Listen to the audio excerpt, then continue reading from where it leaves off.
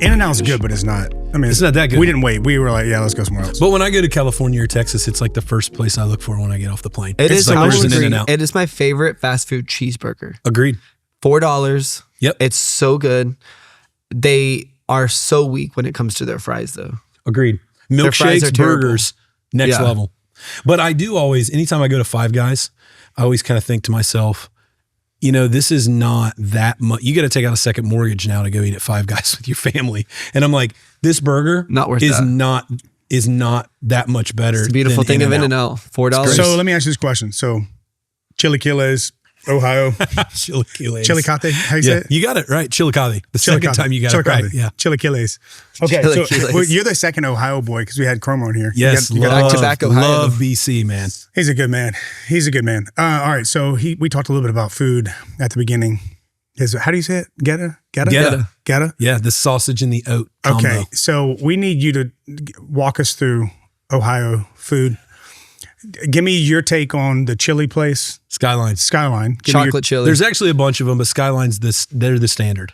Tell me, it's hard for me to wrap my brain Wait, around. I want to know who's the worst. Okay, so there's a lot of local places in and around Cincinnati that people like. They're not a national brand and they just do chili.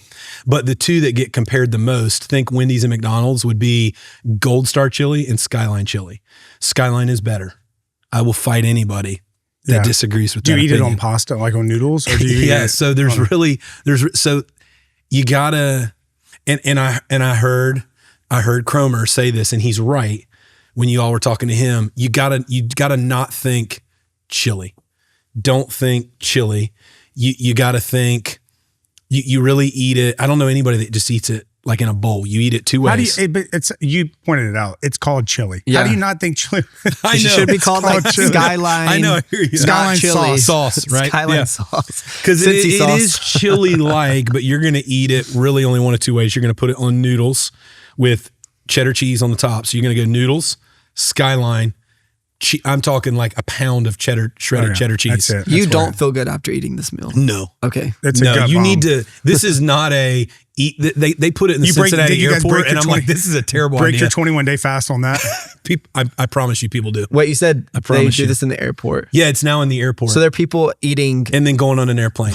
You heard this right. Yes, they're eating a pound Noodles? of noodles, a pound of not chili, Yep, and then a cheddar, pound of cheddar cheese, and then they're sitting next to you on a flight. yes, let's hope it's a quick flight. Oh my god. Yeah, that's real. And then the other way you'd eat it is you would, if you don't eat it with the spaghetti noodles, you would have a hot dog, a bun, the chili, and then cheese. A lot of people would go onion and mustard. They ask you if you want it all the way. If you want it all the way, that's onion, mustard, cheese, and chili. What about, would you ever do that Skyline chili on top of the Geta?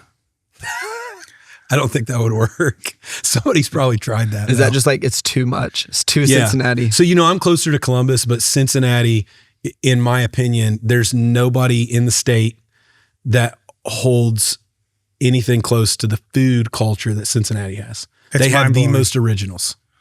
They do. I'm going to tell you, I love Queen City Church and I love Brian Cromer, but I was like, man, we need some more food options here.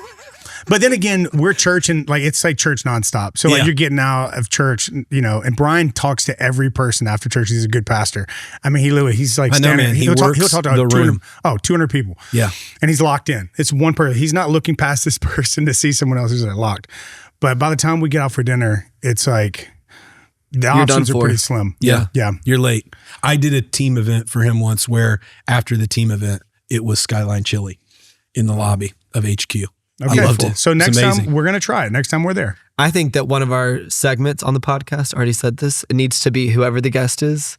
They bring us a sample of food from their city. Like this. I like that. And that's how we open up the Yeah, because podcast. Chilicathe's got their thing too, man. Every city in Ohio, I'm convinced, kind of has their thing. We've got a crazy one in Chillicothe. What Tell is us. it? Tell me all about it. Okay, so This is real leadership. Right? Chilling this coffee, is by this the way. is a real story. Chillicothe, yes. Okay, so we were the first and third capital in the state of Ohio. We lost it for the second time, never got it back. Columbus took it.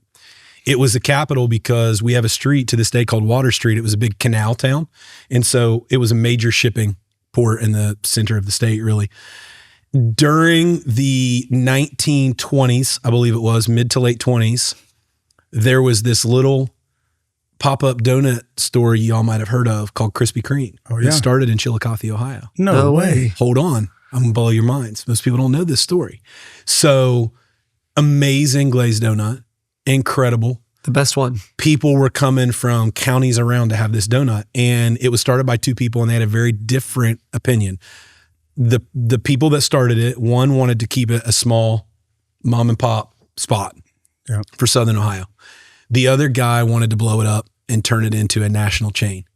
So the guy that wanted to turn it into a national chain bought out his partner. He said, you can keep this one, but I'm going to go do my thing. That became Krispy Kreme with a K. Ours is Krispy Kreme with a C. Krispy Kreme. No. Crispie. Wow. Does the branding look similar? Totally different. You'd never know other than the name. Does the donut taste the same? No, they're totally different. It's so bad right now. I want to say, and Jamie, pull that up. I am telling you that Krispy Kreme with a C is better than Krispy Kreme with a K. Stop it.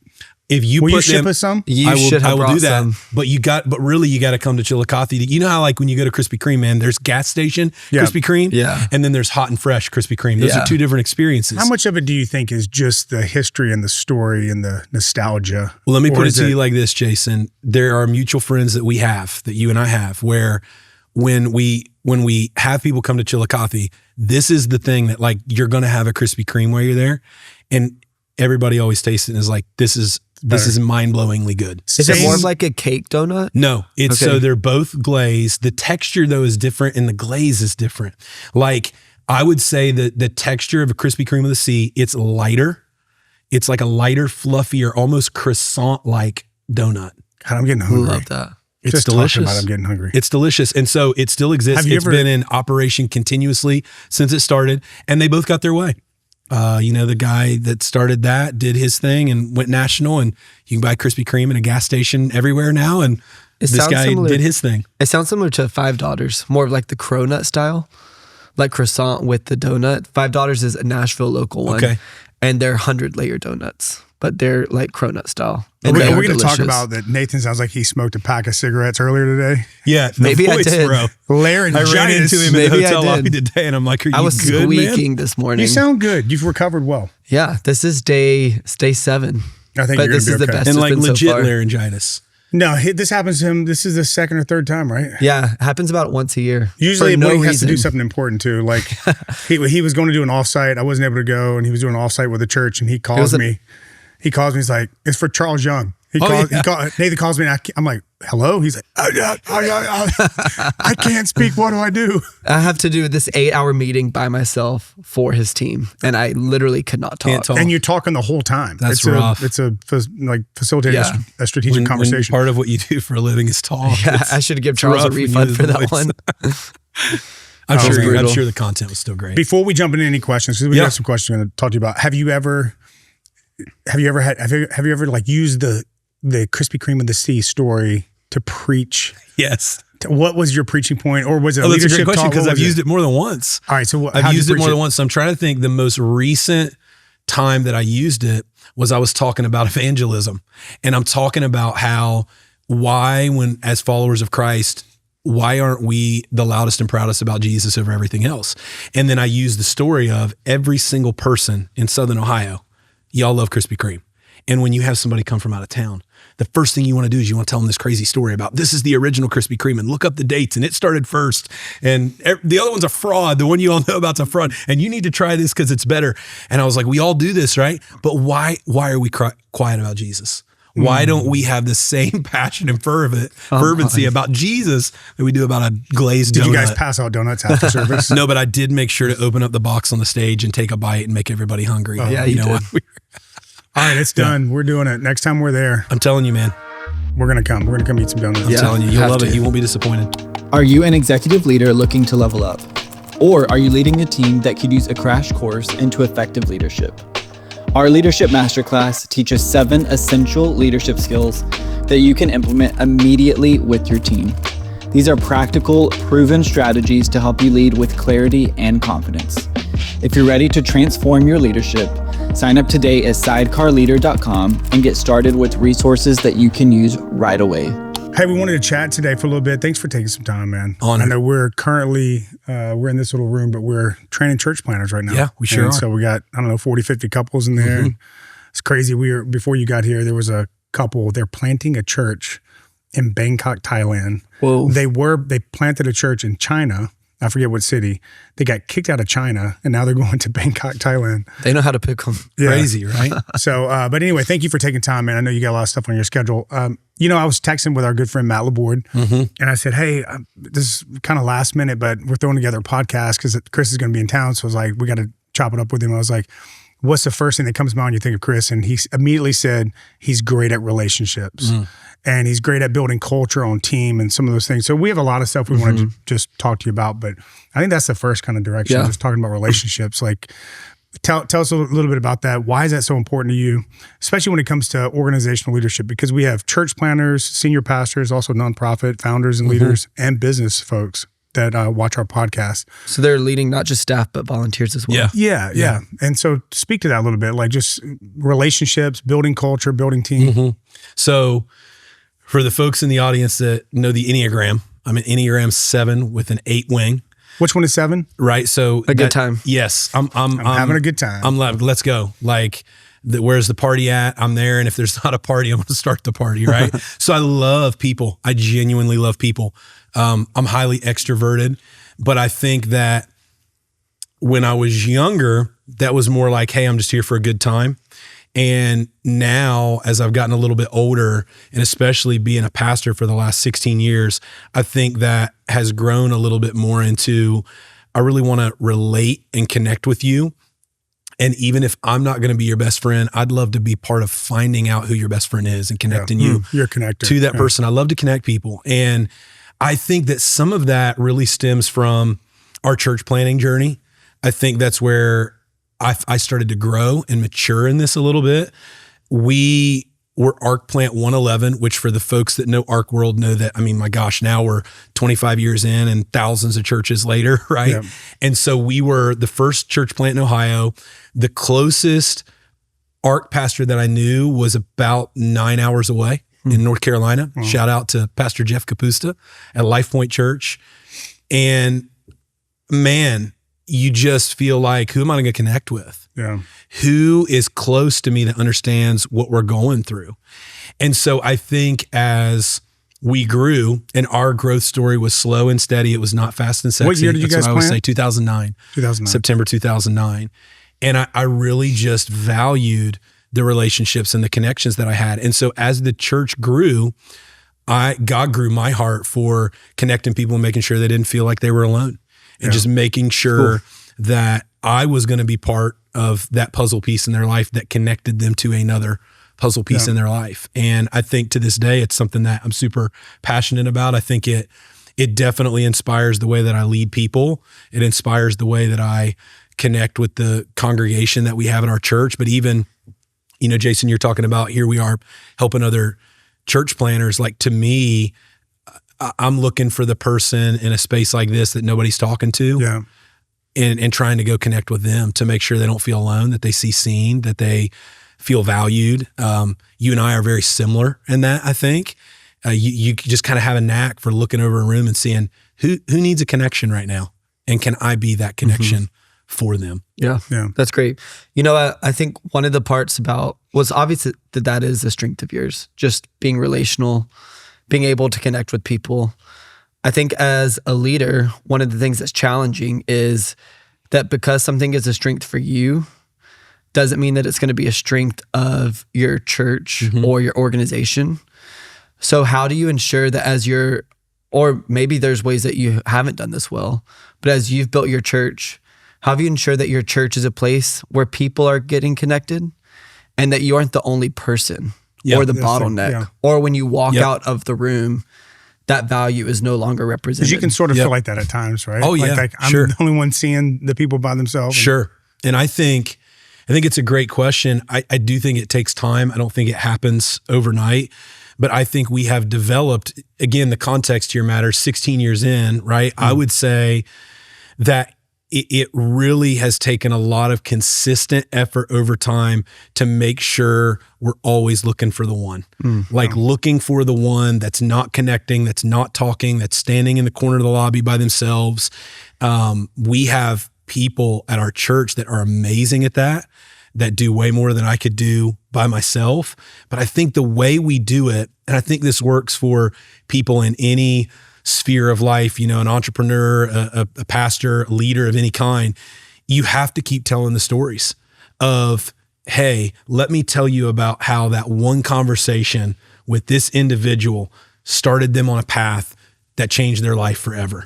And I think the more you can tell stories like that, the more it reminds people that, hey man, this has always been and always will be about the one. And so whether you've got hundreds or thousands, it's still about the one. Yeah. It's still about the one. Yeah. And telling stories, I think, reminds people of that. Yeah. We were chatting about that with Pastor Beth Cunningham at Church at the Highland. She's the kids and next gen pastor down there. And she was talking about that with Casting Vision, just how important it is to be able to tell stories.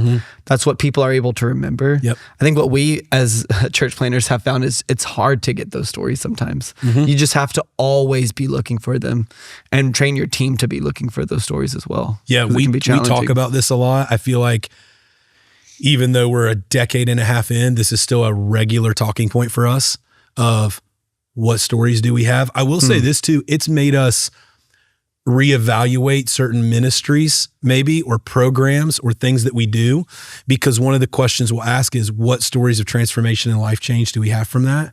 And if it takes people too long, test, right? It's like, what are we doing then? Yeah. Like, is that a people problem? Like, are the people leading it not doing a good job with that? Or is it, this isn't actually conducive? Maybe there's not a grace on the floor. Yeah. It's like, this doesn't work for that. And That's so really great. If there's not a story we can tell out of it of transformation that was connected to relationship, what are we doing? Yeah. What does that look like practically? How are you collecting those stories? Is it in meetings? Is it in staff meetings? Like, are you just creating space for people to share stories? Yes, we are a culture of wins and praises. So we always say a praise is anything that's an answered prayer. A win is anything that's not an answered prayer. And we are at our staff meetings, at our team meetings, which happen once a month, at our all teams, which happen 3 times a year at the beginning of every semester. We are creating a culture of sharing wins and praises. Even every weekend in our volunteer huddles, our executive pastor, Matt Kaiser, does an amazing job just sharing wins and praises. And so I think we've built that into our culture. I think it's something that the longer you do a thing, whatever that thing is, you take for granted. But there's new people on the team all the time, right? And so if that's not a consistent habit and rhythm of sharing wins and praises, then people won't realize how ingrained in the culture it is. So we just have tried to, for a very long time, keep that in front of people and create regular, weekly, monthly, and annual spaces where people are able to share those wins and those praises, those stories of life change and transformation, and look what the Lord's done. Yeah. Here at Sidecar Leader, we don't just develop content that we hope adds value to you. Our bread and butter is really our coaching. If you're feeling stuck as a leader, whether you're navigating growth, strategic planning, staffing decisions, or tackling your toughest priorities, our one-on-one coaching sessions are here to guide you. Together, we'll identify the strategies and steps that will take your leadership to the next level. It's time to invest in your growth because your vision and your team deserve it. If you're ready to get started, you can visit sidecarleader.com/coaching. We can't wait to work alongside of you. Now, I'm curious. So, we've been around each other a lot, but I've never heard a lot of the story of like you coming out of the church you came out of and you planting and that whole dynamic. I know it's an interesting kind of backstory there. Tell me a little bit about that. Yeah, I'd love to. So my dad was a pastor. His story was crazy. This was back in the day where when you were going to Bible college, instead of an internship, they called it an apprenticeship, right? Oh, yeah. And he was with an older pastor. I think he was 72 years old. His name was Reverend Bateson. And my dad was an apprentice in Reverend Bateson's life and ministry in a 1-room church building. Wow. And one day Reverend Bateson came to my dad and said, the Lord told me that you're to take over this church in the next year, and whatever God's put in your heart, do it. And so my dad and mom stepped into that role. They grew this, one room church building in the middle of a cornfield, literally in the middle of nowhere, that had 50 or 60 people, into a church of over 400 people, still in the middle of a cornfield. And God used them to do amazing things. That was my heritage. That was my background. When God called Kristen, my wife, and I to plant Centerpoint, my dad was still in ministry, so we submitted that to him. We did not know at the time that he was going to pass away from cancer before we got to start Centerpoint. So his blessing was over it. His fingerprints were all over it. He was so excited by what we were doing, and then he passed away. And so the way that we were going to do church was very different than the way that I was raised. And he knew that, was very excited about it. My dad kind of lived life and led in ministry with this premise that we need diverse churches to reach a diverse world. That's great. So as long as we keep the main thing, that's awesome. It's okay. And I don't think that was, looking back, you only know what you know when you're growing up. Looking back, my dad was pastoring in the 80s, the 90s, the early to mid 2000s, where division was really like, it was like pick a side kind of thing in church. And so I realize now how blessed I was to have that voice in my mind of like, hey, it's okay that they're different than us. We're on Team Jesus, and that's what matters. So I think that shaped a lot of the way that we stepped into leading Centerpoint. But because of that background, I'm going back to a small town where a lot of people knew who he was, and he left really big shoes to fill. And I think people were surprised when we started our church that it didn't look like the church we grew up in. It was people very ever make different. comments to you? Oh, more than comments. We, in the early days, had a town hall meeting. No way. Yeah, with the church that my parents pastored, because people had no understanding of why we were doing the church the way we were doing it. Wow. And the truth is, funny story, I feel like I can share this now, 17 years removed from it. What actually started that, we need to sit down and talk to him, which, by the way, for anybody listening, I would never do that again.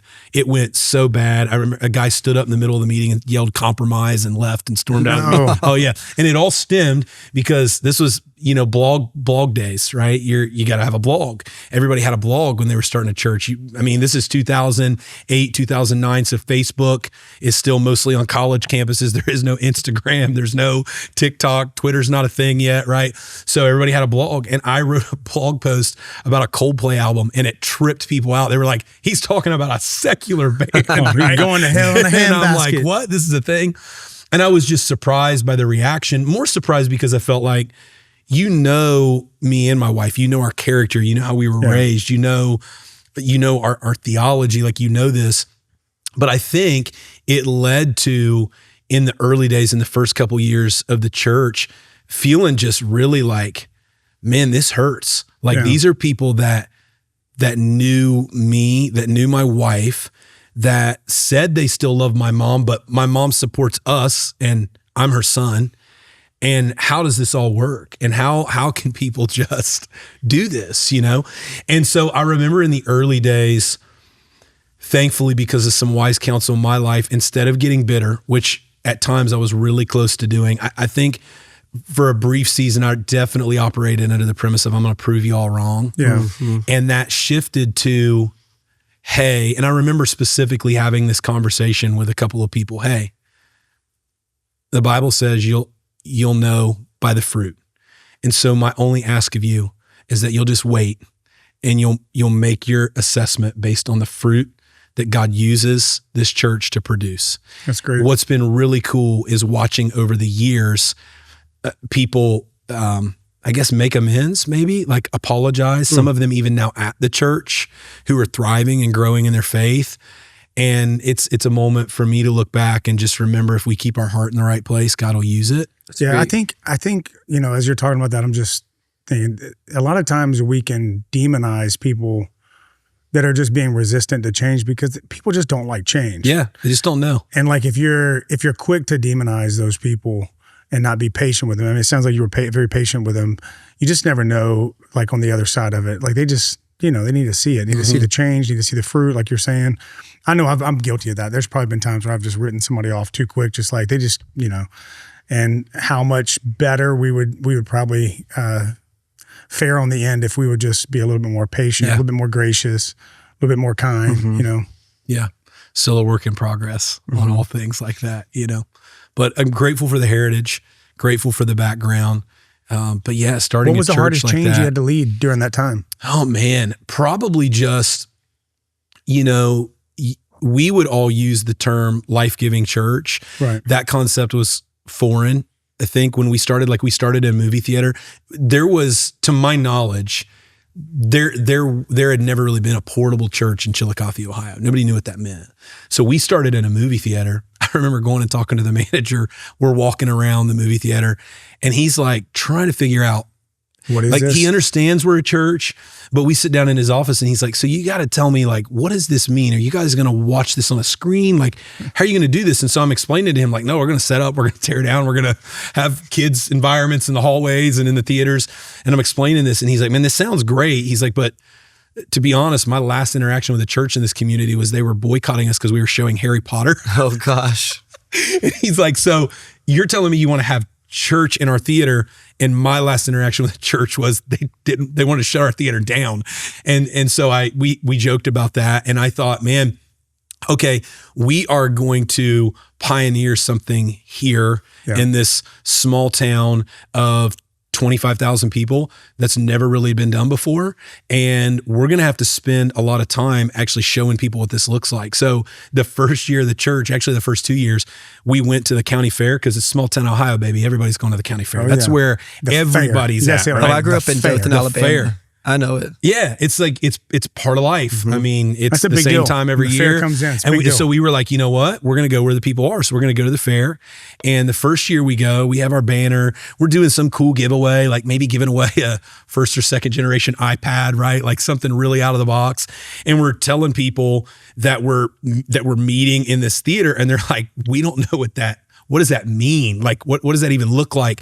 And so we realized, oh my gosh, we've got more work to do. So the second year we actually created a video reel because now we've got services, and it was a video reel, but it was really just slider images of pictures in a theater. And people were still like, how does this work? How do you do? And people didn't, to them, church was a building. Right. And so they're like, it's a different mindset. Yeah. How are you guys meeting in a theater? Are you going to be here for a long time? Or you just kind of like doing a thing and then you're going to leave? Like, it felt like it took us 2 years to really, I guess, convince people that we weren't going anywhere. Yeah. And it was after 2 years where it started to take off. I was bivocational when we started the church. I was not full time. We were under 200 people for the first 2 years of the church. And I think some people look at us on the outside in now and they just assume, like a lot of things, that it was just like, oh, they just overnight, day one. And it was like, no, man, this was like slow and steady and consistent and just being diligent to what God has called us to do. And I remember a very pivotal moment in our church journey. We were getting ready to celebrate our second year, and I was frustrated. It was going too slow. It was taking too long. I'm an insurance salesman, part-time, a pastor part-time. We've got 2 kids, under 3 years old at home. I'm exhausted. And I pulled up in the theater. I had this tradition where I'd pull up every Friday and I'd just pray, walk around and pray over the services. And I remember kind of having it out with God and being like, I don't really want to do this anymore. And I mean, as plainly as I'm sitting here with you guys, I felt like he just nudged my heart, and it was a question. And it was, if this is all I give you, will you steward it well? Wow. And it was this moment where it was like a reminder to me of, he just called us to it. He didn't tell us what it was going to look like. And so I made a decision that, like, yeah, you called me to it. Great. And so I'm going to stay the course. And if you give us 150 people forever, then I'm going to be the best pastor for those 150 people that I can possibly be. If it's less, I'll do it. If it's more, I'll do it. I'm just going to be faithful. And I feel like it was a turning point for me and a reminder, I think, for anybody going through anything in life, business, leadership, ministry, of like, man, we have to be faithful. We have to be faithful with what's in our hands instead of focusing on what we wish was in our hands. Yeah, because we're not going to know what to do with it if we get it unless we're faithful with what we already have. And I feel like that was the day where it was a decision of, I'm going to be faithful with what is in my hands, no matter what that looks like. Yeah, That's good. That's great. Was it David that said, "The boundary stones you set for me are beautiful"? Yes. You, Lord, are my inheritance. Yes. And if we have that attitude, then I think it takes a lot of the pressure off us, right? Too, and just trust God. Is your team ready to thrive? Do they have the resources and clarity that they need to succeed? In our team coaching sessions, we provide the tools and principles needed to drive health and growth, and most importantly, clarity in your organization. We believe that clarity brings the confidence to lead effectively. So many times we're too close to the problems to see them correctly. And through coaching, we're able to bring objectivity and no emotional attachment to help you see your organization clearly. Together, we'll develop a strategic path that empowers your team to implement best practices and take on new challenges with confidence. Let's unlock your team's potential. Want to learn more? Head over to sidecarleader.com/coaching and let's talk about your goals and how we can help you accomplish them. I know you said that you were frustrated that it went slow at the beginning. Were there ever times that you had to choose a slower pace so that you could bring people with you in that change? Because I know a lot of times it can be easy as leaders to feel like you have a lot of vision and like we need to go, like get on the boat or get out so that we can keep moving forward. Yeah. Then there's other times where you need to slow down to bring people along with you. So did you ever have to think about like, okay, this is a lot of change for our town. It's a new model of church for people. Were there ever times you had to slow it down to help bring people along? And I don't do that naturally. I'm go. Let's go. Like You're I'm 5 years into the future, man. I'm like, let's go. I think probably that's you. It leads me, Nathan, to like one of the things I'm probably most passionate about in helping leaders in any sphere understand. And it's the way that we frame excellence. Because we live in a world where we see the highlight reels of everything, right? I'm not telling anybody in the audience listening to this right now something they don't know. We all see everybody's highlights, but it creates a really toxic view, I think, of excellence. Excellence, I believe, should always be defined as doing the best with what you have. Yeah. Not looking at what somebody else has and saying, that's my standard. Yeah. Like it's doing the best with what and who you have at any given time. And I think those first couple years of church, and certainly this, I've not been perfect at this, right? Work in progress still with this in different seasons. But I think it was very easy for me to look at the highlight reel other people had and say, we're missing the mark. Like we're not that. We don't have those people. We don't have that budget. We don't have that equipment. And really getting frustrated and thinking we are not excellent. Like this is not excellent. And when you start to reframe excellence, it doesn't lower the standard, right? It reframes the expectation. It is doing the best with what and who you have. So then you start to evaluate things, not through the lens of what you have or what they have. You start to reframe it through, am I doing, and are we collectively as an organization, as a church, as a team, are we doing the best with what and who we have? If the answer to that is yes, then it's excellent. Yeah. It's a stewardship. Yeah. At the end of the day, it's a stewardship issue. Absolutely. And I think we see this, right? Like one of my favorite stories about this in scripture is in John chapter 6. It's Jesus feeding the crowd of over 5,000 people, right? Think about this. He asked the disciples to go out and find lunch. And they're like, I just always love putting myself in that situation. I just imagine them being kind of flippant about it. Like, don't you feel like they're probably flippant about it? Like, are you kidding me right now, Jesus? Like, there's over 5,000 people here. You want us to go find lunch? We can't DoorDash this, right? And they go find this random kid who's got 5 loaves and 2 fish. And Jesus takes that and multiplies it. And I think the message in it is, that's enough. Yeah. I'll work with that. Like, I will work with the 5 loaves and the 2 fish. And I will multiply that. Yeah. And so I think as leaders, we have to look at a lot of situations and seasons like 5 loaves and 2 fish. That's enough. Yeah. Doesn't matter if they have more over there. This is what we have right here. And I'm going to work with that. Because at the end of the day, you know, we're all people of faith. And I know people are listening to this in various sectors of life. But for me, it's like, yeah, we serve a God who takes our just enough and turns it into more than enough. Yeah. And it's just, so it is a stewardship conversation. That's really what excellence is. It reminds me of the parable of the talents. Yep. And how, you know, he looks at the first guy who has 5 talents. He turns them into 10. Yep. He doesn't look at the guy with 3 talents and say, why didn't you turn that into 10? Yeah. He just asked, what did you do with what I gave you? Yeah. Did you steward it well? Yeah. Did you make sure you didn't bury it? Yeah. Right. And I think when we are constantly comparing ourselves with the standard of excellence to what others are doing, that's kind of what we're doing. We're burying the treasure God's given us. Yeah. We're burying it and we're getting frustrated and saying, well, I don't want to mess it up and I'm never going to have what they have and I'm never going to have who they have. And especially being from a small, rural town, it's like, man, you could have excuses for days of, we have limited facilities and there's not enough money in this town and I'm never going to get the quality that I need with the staff that I feel like we're supposed to have. You could go through all those excuses, but that's not what excellence does. Mm-hmm. Excellence says, am I going to prove myself faithful in what and who you've already given me? Mm-hmm. Yeah, that's really good. I think a key point that you just mentioned is like that's what happens. We start to make so many excuses whenever what we don't have, and that begins to become a little bit of your identity. Well, we're not growing, or we're not this, we're not that because we don't have this. And the phrase we always say is, don't wait for what you want. You got to work what you got. Yep. You just got to work what you got. Man. Oh, that's good. And the thing is like because I think every leader that's listening to this, they probably struggle with this because as leaders, we want it to constantly get better. We want it to, we want to fine tune stuff. So you live in that tension. But I think one of the challenges we've seen specifically with church is whenever you're constantly chasing this insatiable beast called perfection, which isn't excellence, then you end up burning out people. 100%. And you end up, just crushing people in the process. And I am guilty as charged. But I love your approach with it, just saying, God, it's a stewardship issue. What do we have? We're not going to compare ourselves to somebody else and just do the very best with it, Yeah. I'm curious, whenever you feel like excellence is off in your church, how do you confront that? Maybe it's that people are swinging the pendulum too far to perfection, or because I think excellence is one of those words that everyone has a different definition of it. Agreed. And there might even be like specific preferences that we all have when we're talking about excellence.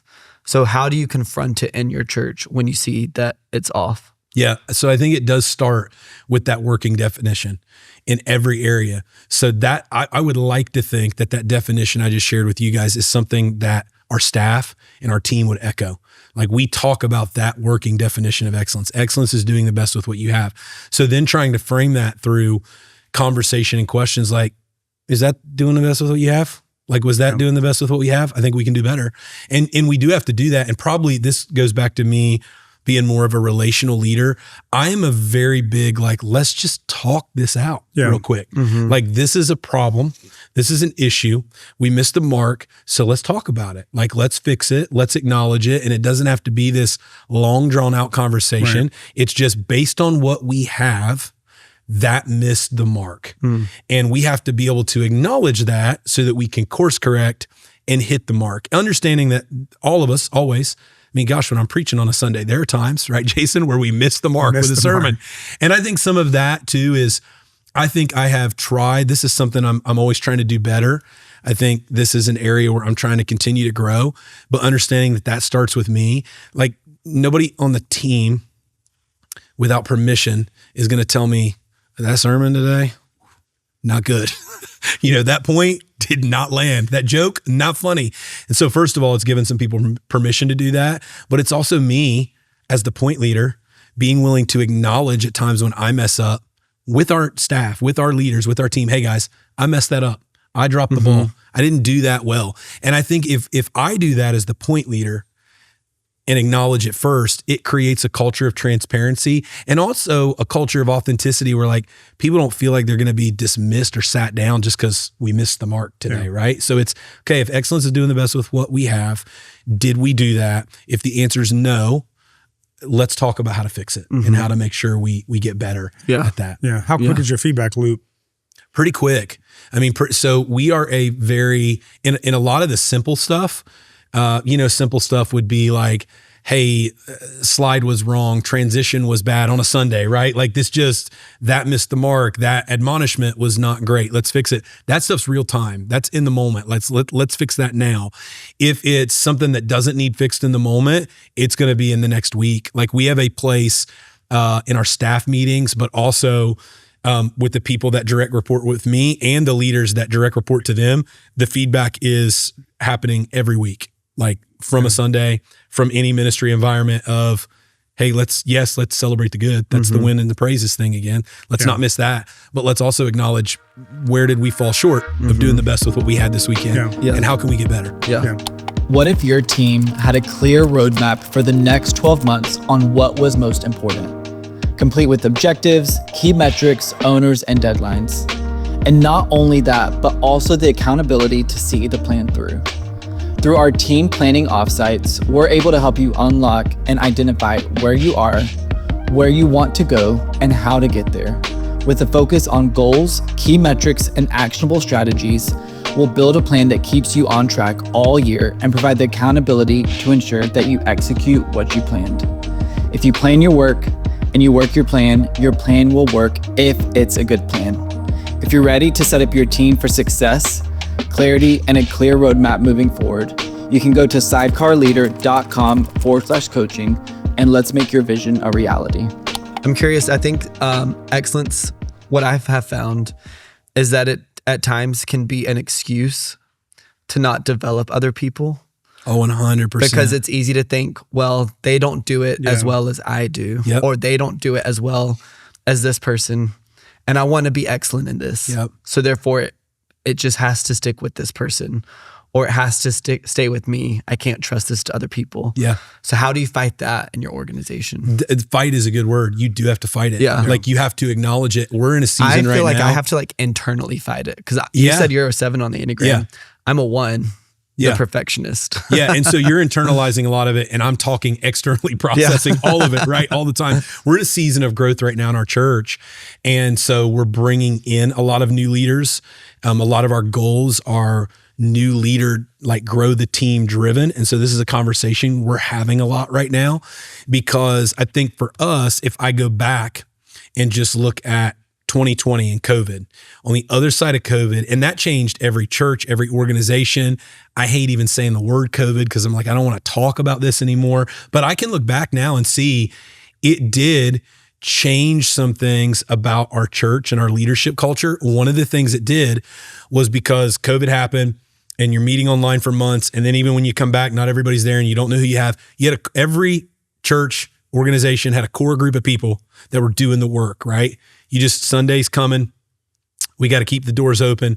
We're going to all do this together. That's great for camaraderie. But what it did over time was I think it created this, like, I'm now nervous, to your point, to trust other people with this. Like we had to like gut this out for a couple years and figure this out with generally the same small group of people. And so now I'm struggling to release people, and I don't know if I can do this. And I always go and think about, well, let's be honest. Like, I don't know that we let this story sink in enough. Here Jesus has spent time with the disciples. He's getting ready to die, resurrect, and give them the Great Commission. And he's had 12. Really, he has 11 because one of them was a bad egg, right? And then he's got Peter, James, and John who are super close. And he's already told Peter, on you, I'm going to build my church, and the gates of hell won't prevail against it. And then they're in the Garden of Gethsemane, and Peter hacks off the dude's ear. Can you even imagine in that moment, Jesus has to be like, bro, are you like, I have taught you everything. I've told you to turn the other cheek. I've told you to love your neighbor as yourself. Now you're cutting off a dude's ear. I'm going to clean up your mess one more time, literally, right? Smacks the ear back on the soldier. And I think to myself, you know what? If Jesus could release Peter in a moment like that, knowing that he was still going to mess up and that he was still going to make mistakes, then who are any of us to think that we can't release and let go of some of that leadership, also knowing that there is a risk in doing it. And the goal is not perfection, it's progress. It's John Maxwell. He gives this really, I think it's a really healthy standard. He kind of talks about his working thesis, I guess, if you will, is he calls it the 80% rule. And it's like 80% is excellent. 20% is generally your preference. And what we do as leaders a lot is we have such a high standard that we get so hung up on that 20%. That's really just a lot of times preference driven. And he's like, we have to be able as leaders to let go and to release and say 20% is preference, 80% is they're hitting the standard. And we have a lot more leaders capable of hitting that than we like to believe that we do. Good. So we got to let go. While you're talking, I was just thinking, we always think someone's not ready yet. Yep. Now I know that there's the fine balance of don't lay hands hastily. We understand all that. But Elisha wasn't ready, but Elijah was finished. Joshua wasn't ready, but Moses was finished. Go down the list, right? The disciples weren't ready, but Jesus was finished. Yeah. And I think it's just so funny how much we can hold on until the person's, we feel like they're ready. And they're like, for me, I always go back to like Dino Rizzo took a risk on me. Yeah. Right. Yeah, like, I don't know look why at your you own let me. stories. I was even reading, like I'm doing the Life Journal reading plan this year. And I'm reading through the part where the disciples come together after the bad egg has, gone out to a field and taken his life. And they look and they're like, well, we got to backfill this guy's role. And what do?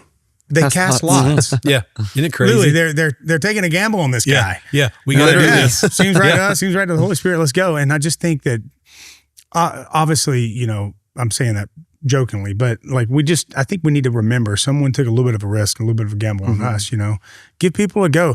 The phrase that I love that we say at our churches, we say, "Equip to the dip." Is like, it's probably going to dip a little bit if you empower somebody and give them an opportunity, give them a go. But our job is not just to write them off at that moment, just equip through that dip. And you can't, like, let's say it's somebody on Sunday morning emceeing a service. You can't have the person every Sunday dipping the service. They can't dip out every time. Right. But every once in a while, maybe a little dip. I'll never forget getting my first opportunity to MC on a weekend. I was so nervous, but I was so excited.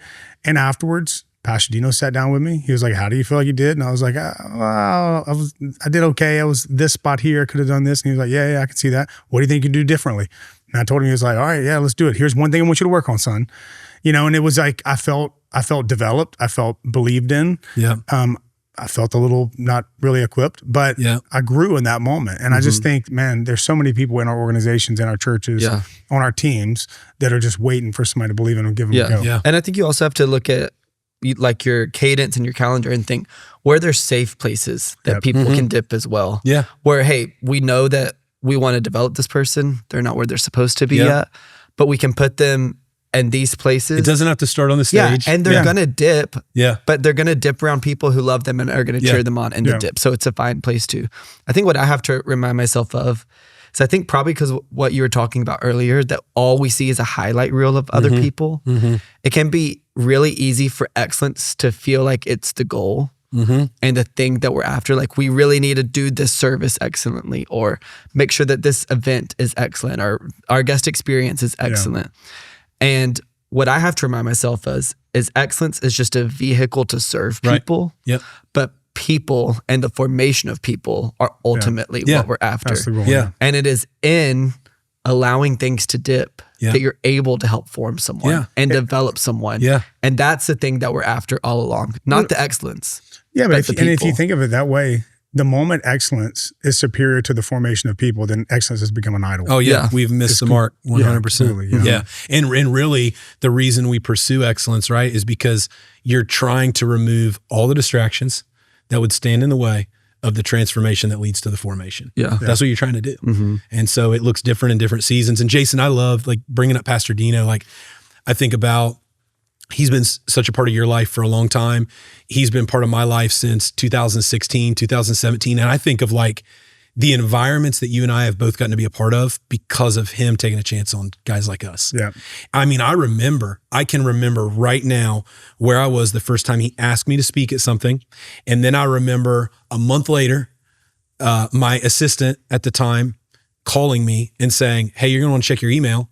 And it was an invitation for me to speak somewhere because he had told them, hey, I think you need to have him speak at this thing you're doing. And the level of trust, right? And so here you and I are in roles now where part of our responsibility is to empower and take a chance on others.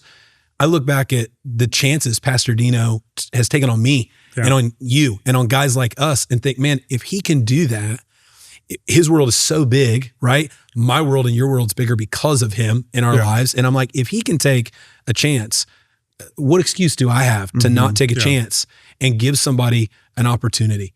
That's just give them an opportunity and God will use it. And speaking of giving someone a chance, I'm going to give that chili a chance. You should. You've got to give that chili a chance. You're a better man. Give the chili a chance. Now, you got to do it, man. Noodles or hot dog? Hot dog, baby. Yeah. What we need to do is have you come to a Reds game in the summer. Oh yeah, I'm Totally. And that's down. what we need to do. Hey, bro, what we thank need you to do. so much for hanging with us today. And I love you so much. Thanks for having me. One Love you day, guys. we're going to grow our beards out to be as gorgeous as yours. Tell our audience one more time. You're sponsored by who? Who was it? Cremo. Yeah, Cremo. I would love Cremo to get a royalty or a cut from this, but I use a beard shampoo and conditioner from Cremo. They're barber grade hair and beard product. And then I use a beard serum, which is different than oil See how or a serious balm. he got I on this? love it. It's the key, man. You were talking about You're the using shine. horse shampoo on that. That is horse shampoo. That stuff is so promise thick. I'm not. I promise People I'm are not. listening to this and not looking, and they're like, "What are they talking about right now?" Chris has a beautiful beard for people who Thank are you, Nathan. listening to It's this strong. right now. It's strong. Appreciate that. Hey, I love you. Love you guys. Thanks so much.